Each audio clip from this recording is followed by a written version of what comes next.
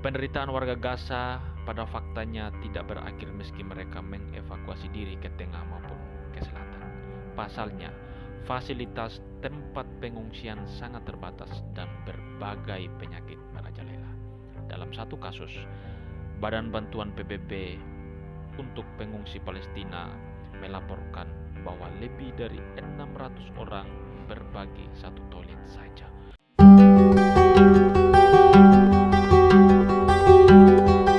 Warga Palestina kibarkan bendera putih saat mengungsi ke selatan Gaza. Sejumlah warga Palestina berbondong-bondong jalan sambil mengibarkan bendera putih saat mereka mengikuti perintah Israel untuk evakuasi dari Gaza Utara ke selatan.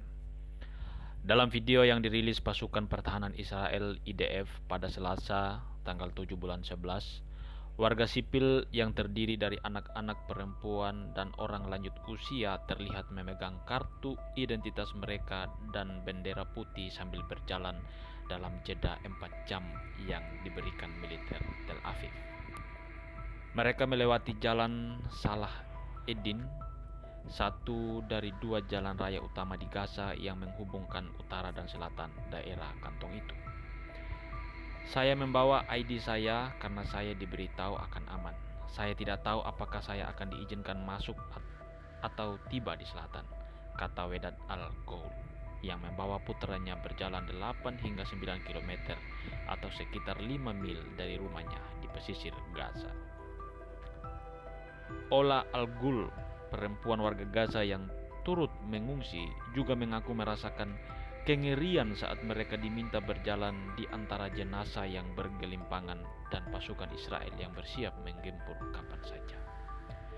Itu sangat menakutkan. Kami mengangkat tangan kami dan terus berjalan. Ada begitu banyak dari kami yang memegang bendera putih, katanya kepada AFP. Amira Al-Sakani juga mengaku melihat mayat para martir. Beberapa berkeping-keping saat dirinya berjalan kaki dari pusat Gaza ke selatan. Sambil menggendong anak-anaknya, ia tak tahu bahwa perjalanan untuk evakuasi akan sejauh dan semengerikan itu. Kami menginginkan perdamaian, cukup sudah, kami lelah. Kami ingin masa depan yang bahagia, tutur dia. Mayoritas dari 2,4 juta warga Gaza telah kehilangan tempat tinggal akibat agresi Israel sejak diluncurkan 7 Oktober itu. Menurut PBB, sekitar 1,5 juta orang melarikan diri imbas agresi. Lebih dari 10.300 warga Palestina tewas hingga Selasa, tanggal 7 bulan 11. Sebanyak 4.200 diantaranya merupakan wah, ini sungguh sangat mengerikan ya teman-teman.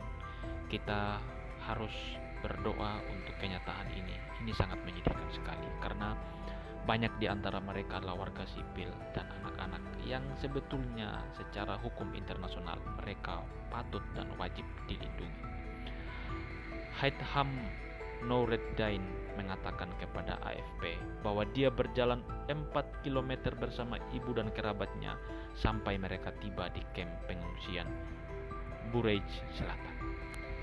Sambil memegang tongkat, Hatim Abu Riyas mengungkapkan ketakutannya saat berjalan melewati pasukan Israel. Di sebelah tentara, di samping senjata, di samping tank dan pesawat udara, itu benar-benar mengerikan, ucap dia yang melarikan diri dari kamp pengungsian Jabalia. Jabalia adalah kamp yang terus menjadi target serangan Israel sejak konflik pecah. Kami bukan teroris, kami warga sipil. Kami ingin hidup dengan tenang, tambahnya. Penderitaan warga Gaza pada faktanya tidak berakhir meski mereka mengevakuasi diri ke tengah maupun ke selatan. Pasalnya, fasilitas tempat pengungsian sangat terbatas dan berbagai penyakit merajalela. Dalam satu kasus, Badan Bantuan PBB untuk Pengungsi Palestina melaporkan bahwa lebih dari 600 orang berbagi satu toilet saja. Ini sangat-sangat menyedihkan. Coba kita bayangkan teman-teman kalau itu terjadi pada kita. Ya, ini 600 orang berbagi satu toilet. Itu ngeri teman-teman. Ya, mereka udah kebelet, harus antri, tunggu satu, keluar, masuk lagi. Ini antrinya sangat panjang dan ini sangat-sangat menyedihkan sekali. Memang pada satu sisi kita menyayangkan Hamas yang menyerang pada 7 Oktober yang lalu, ya, dengan roketnya yang banyak itu, dan berakibat pada pembalasan Israel yang tidak tahu mana warga sipil dan mana yang menjadi targetnya yang sesungguhnya. Ini sangat-sangat menyedihkan, teman-teman. Ya, mari kita terus mendoakan mereka supaya Tuhan boleh memberikan kedamaian, ya, kepada mereka, terutama kepada para penguasa, ya, supaya mereka itu memiliki hati yang betul-betul mau berdamai gitu, ya. Mereka berbelas kasihan melihat kenyataan ini. Terdapat pula ribuan kasus penyakit pernapasan akut, infeksi kulit, diare hingga cacar air di saat warga kesulitan mengakses air bersih dan obat-obatan. Ya, teman-teman sekalian, ini berita terkini, ya, berkaitan dengan warga Gaza yang harus mengungsi, ya, akibat ganasnya serangan dari Israel. Dan ketika kita membaca hal ini, sangat-sangat menyedihkan. Saya secara pribadi tidak mendukung Hamas dalam tanda kutip, ya, karena bagaimanapun dia yang memulai peperangan. Dia tidak memikirkan efeknya yang begitu luar biasa. Seandainya itu terjadi sama kita pun, saya yakin kita tidak akan mendukung orang-orang yang memulai duluan peperangan, karena ini yang berimbas kepada rakyat gitu, ya. Banyak orang yang berkata, coba bayangkan dulu ketika para pahlawan itu menyerang penjajah dan kemudian rakyat sipil menjadi korbannya. Ya, kalian kan, kita tidak berada pada masa itu gitu loh, sehingga kita tidak tahu sakitnya mereka juga, warga sipil yang harus kena imbasnya akibat serangan-serangan itu. Memang itu benar, mereka pejuang daripada kemerdekaan Indonesia, dan pada akhirnya kita mendapatkan itu. Tetapi pada faktanya banyak warga sipil yang harus menjadi korban.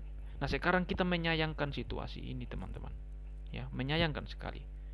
Banyak warga sipil yang harus menjadi korban atas kenyataan ini, dan ya, ini sangat menyedihkan sekali. Kita berduka, dunia sedang berduka sebetulnya hari ini, ya. Banyak warga sipil yang menjadi korban atas peristiwa ini, ya. Bahkan saya baca berita baru-baru ini juga, Palang Merah Internasional, ya, yang bertugas untuk menolong orang-orang yang terkena, ya, korban itu harus dibom juga gitu. Ini kan ngeri, teman-teman, ya. Nggak masuk di akal. Orang-orang yang bertugas untuk mengevakuasi korban ini kan dilindungi sebetulnya. Masa mereka nggak tahu ini targetnya atau ini bukan targetnya? Masa mereka nggak bisa tahu itu?